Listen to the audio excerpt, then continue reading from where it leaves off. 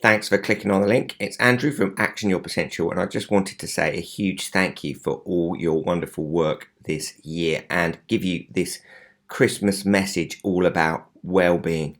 Thank you so much for everything you've done. What a tricky year, and we find ourselves this Christmas thinking it feels a lot like last Christmas, but I suspect actually the science will help us enormously, boost us, and some of the information that's coming out as well. So a massive thank you to all of you. And in the next video that follows this introduction, there's lots of information about how to build great brain health in 2022. And don't forget, as a subscribing business, you have got access to us to support you in activating any of the daily habits that we talk about and accessing that information on the NeuroNinja Learning Hub.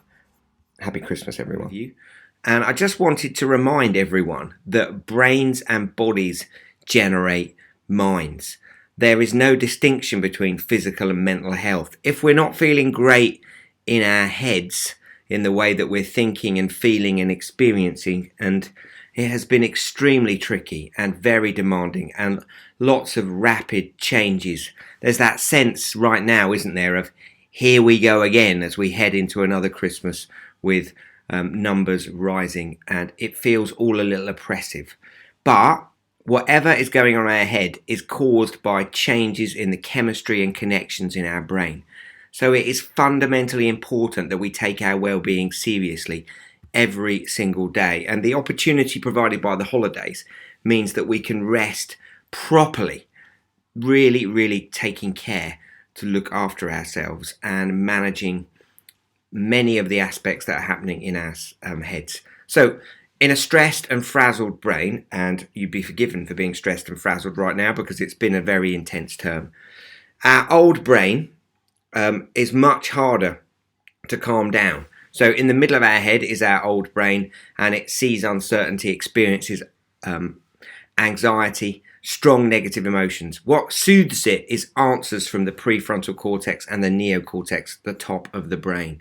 When we're tired, the ability of the prefrontal cortex to calm down the cognitive distortions of the middle of the brain, the difficult feelings, is much reduced. So we need to recharge.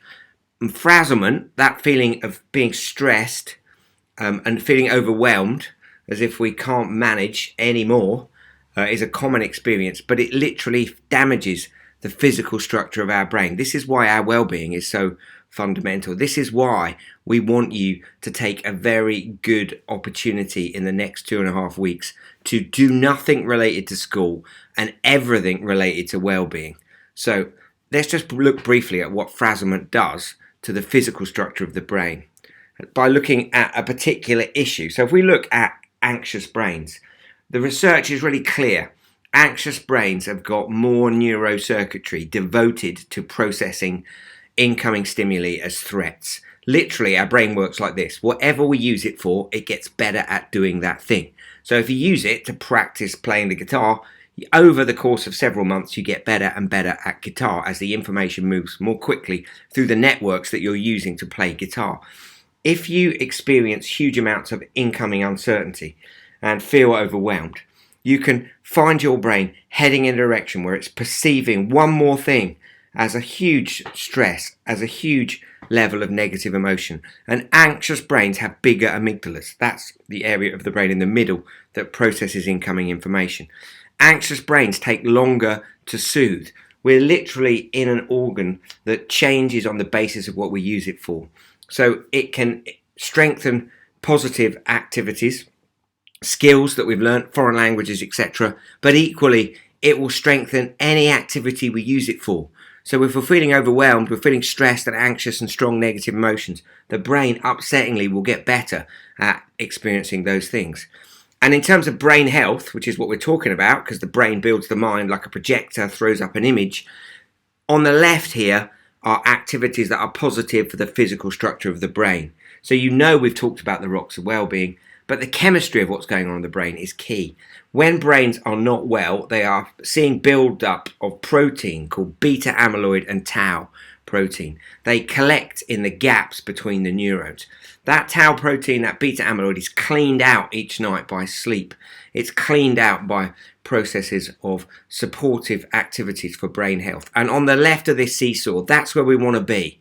We want to be engaging in managing our emotions. We want to practice gratitude and kindness. It's not wet and soppy, gratitude and kindness. You literally can see it in the changes in the brain chemistry and the brain connectivity. On the right are all the things that we don't want to be engaging in our life. They cause inflammation in the body, and inflammation in the brain increasingly looks like, from the research, it looks like it causes issues of depression, anxiety, low mood, strong emotional negativity. So we really need to make sure we invest on the left-hand side of this seesaw. If we don't make time for our wellness, we'll be forced to make time for our illness. So use the opportunity of the next 2.5 weeks to engage in your 12 rocks of well-being. Get on the left-hand side of this seesaw. Make sure that you're engaging in these activities that clean your brain, literally reducing the amount of beta amyloid and tau protein. What do beta amyloid and tau ultimately lead to? In our later years, they're highly linked to increased issues of dementia. Well-being is a daily habit that all of us need to build in. We need to be the best version of ourselves for those people around us. We also need to manage our brain's reaction to uncertainty. We're living in a negatively biased brain. When the amygdala spots some change, it activates and sends messages through to the prefrontal cortex. And we all experience, and boy have we experienced that this week, huge amounts of cognitive distortions, jumping to conclusion, catastrophizing. We need to watch those cognitive distortions. We can't stop them. That is the brain spotting uncertainty, and we need to manage those cognitive distortions by engaging in searches for solutions and noticing when we've become anxious, activating the prefrontal cortex, because that's the thing that's going to calm the amygdala down. We don't want to believe the output of our brain not unskeptically. We want to be careful with our thoughts, because wherever our thoughts go, increasingly that strengthens certain connections in our brain. So we need to manage cognitive distortions. And if you need any support with that, don't forget you've got access to us at any point during the holidays. We are available for 30-minute one-to-ones. We are here for you. And to balance that negative bias of the brain, do the Gladden framework every day. Physical impact inside the brain, generating neurochemicals of positivity, things like serotonin. So write down one thing you're grateful for, one thing you learned, one thing you achieved, one thing that delighted you, one emotion you experienced, one new experience you had. We need to live in balance in our nervous system.